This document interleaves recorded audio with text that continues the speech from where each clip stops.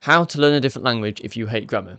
Many of you, like myself, might want to learn a different language or might be practicing a different language, but you hate grammar and you feel like that's the thing holding you back at the moment. You might relate back to when you're in school or doing a course and you had to look at grammar tables and it was disgusting. Well, I have some good news for you. You don't actually have to study grammar in that sense to be good at using grammar within a language. There's multiple different ways you can study grammar without learning it that way. One is context, one is more exposure to the language via podcasts and movies, and ultimately being fine with making mistakes so you can learn from them and move on. In this video, I'm going to dive deeper. If you're new, I'm James, I'm a native English speaker. Puedo hablar español e anche posso parlare italiano. Firstly, if you want to learn grammar without studying grammar, you can use it via context. It's the same way as babies learn, essentially. They see something happening and they hear a word. They hear a word and it might be mixed in with other words as well, and they learn it. They learn, okay, that means that. They might pick out a word or so and not understand the full phrase until it's used in a different scenario. But essentially, if you're watching something or you're listening to something and you can see something else with the words coming into your head, that's what I mean by learning in context. It's a bit like if you're on holiday in Spain or somewhere in a foreign country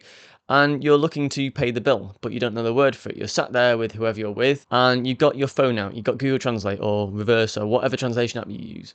You then think, I want to know how to say, can I pay the bill, please? You're looking up a phrase that you want to say for that situation. That's in context. So I might look it up and I say, okay, right, that's what it is. Cool. And the waiter comes over and you say exactly what you can see on your phone. Perfect. You might have listened to it beforehand just to understand how the accent's pronounced and you say it and then they understand you. Cool. So that would mean that because you've used that phrase in context, you now know that that works.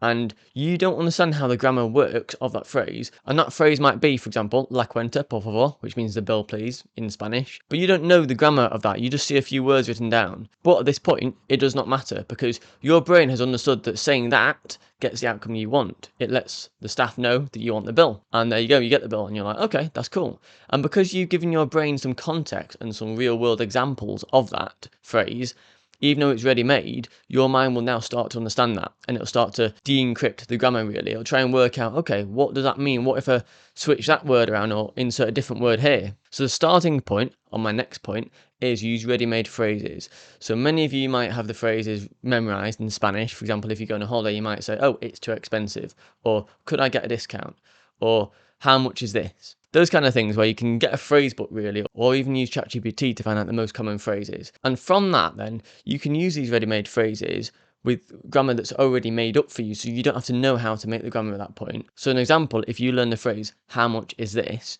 You can tell how much, and you can swap the is this with is that, or are they, and you can swap it with different things. You can just look it up on Google Translate, and without trying to memorize the grammar using a grammar table or something, you can learn the grammar in real life by experimenting with different ways of saying different things within a ready-made phrase. So essentially have a phrase that's ready and you swap things out, and that way you can learn grammar in a more fun way by testing it out in reality. At this point you might be saying to me, James, well, I'm not in Spain, I'm in England or in America, and I've not really got access to practice with native speakers. Well, essentially what you can do is you can access native speakers either by going to an online language exchange, in-person exchange if you're in a city, or you can even pay for language lessons online. Now, I'm not sponsored by any platforms, but I use Preply quite a lot, where I can have a one-to-one conversation with a native speaker and practice what I learn in my spare time. And that's what you can do as well. You can have ready-made phrases, even if you're at a really basic level in Spanish or Italian or any language, you can have a few ready-made phrases that you've Googled,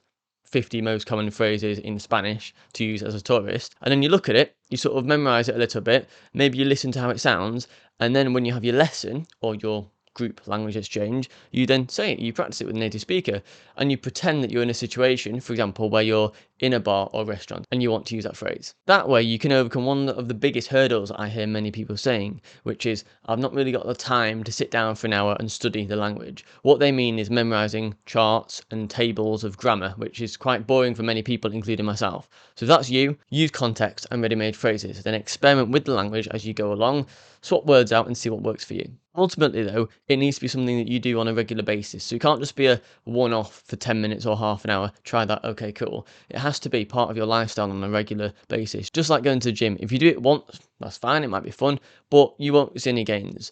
Whereas language learning is exactly the same. So try and incorporate some element of memorizing words and exposure to a native speaker, whether that's online or in person. Try and incorporate that into your daily and weekly routine to help. One thing you can do actually is join my accountability community on Discord. So it's a community based on Discord where it's a small group of people who keep each other accountable to making progress on a daily and weekly basis. And there's also a native Spanish speaker, Spanish for now, to start with, that can help you with all your struggles and tell you exactly how to improve. Now it's text-based channel, so there's no audio, so it's really useful for people who might be really busy or a bit anxious with speaking with a native speaker. You're literally typing and getting a response. And it's not just from the language teacher, it's from other people within the community, and I'm super active as well. So if you're interested in this, there's a link in the description below, and also I'll leave a comment and I'll pin it as well just so you can see. Anyway, that's it for now. YouTube is really clever at knowing what you should watch next. So in the corner of my screen now is going to be a suggested video that it recommends that will be good for you and can speed up your language learning journey, so I recommend watching it. See you later.